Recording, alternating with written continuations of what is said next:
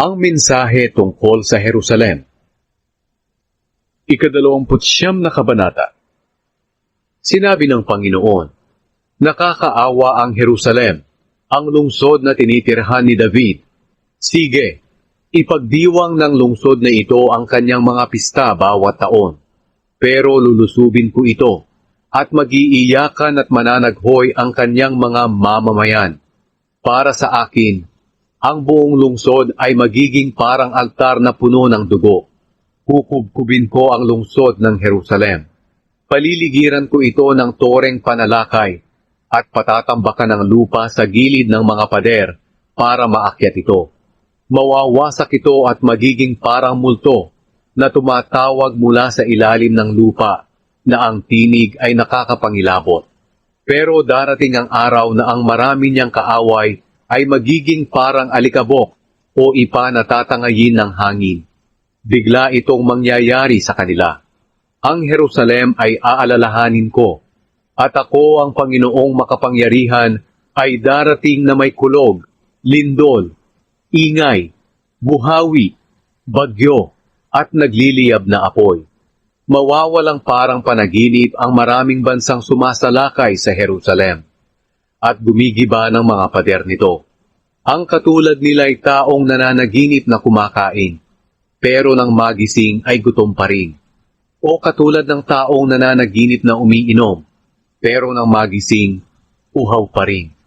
Kayong mga taga-Huda, magpakatanga kayo, at magpakabulag. Maglasing kayo at magpasuray-suray, pero hindi dahil sa alak. Sapagkat pinatulog kayo ng Panginoon ng mahimbing. Tinakpan niya ang inyong mga ulo at mga mata, na walang iba kundi ang inyong mga propeta.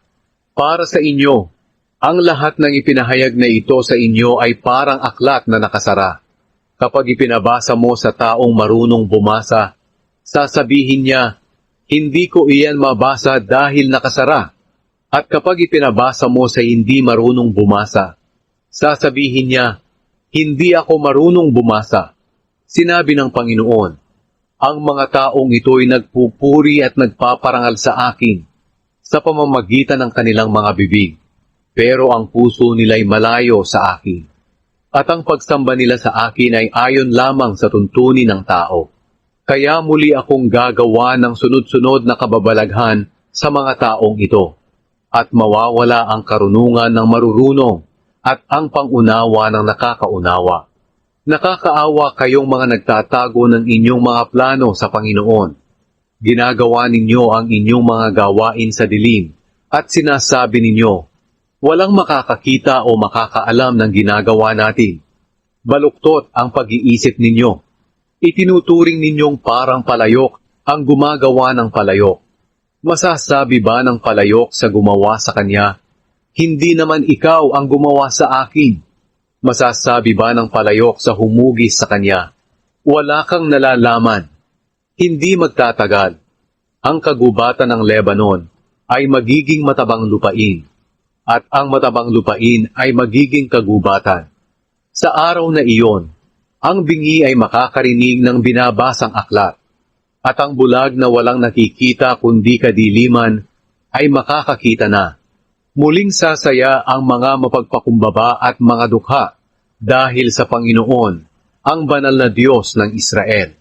Sapagkat mawawala ang mga malulupit at ang mga nangungutya, at mamamatay ang lahat ng mahilig sa pagkakasala, pati na ang lahat ng naninira ng kapwa, ang mga nagsisinungaling para mapaniwala nila ang mga hukom, at ang mga peking saksi, para hindi mabigyan ng katarungan ang mga walang kasalanan. Kaya ang Panginoon, ang Diyos na nagligtas kay Abraham, ay nagsabi tungkol sa lahi ni Jacob, mula ngayon, wala na silang dapat ikahiya o ikatakot man. Sapagkat kapag nakita nila ang mga ginawa ko sa kanila, igagalang nila ako, ang banal na Diyos ni Jacob, at magkakaroon sila ng takot sa akin, ang Diyos ng Israel.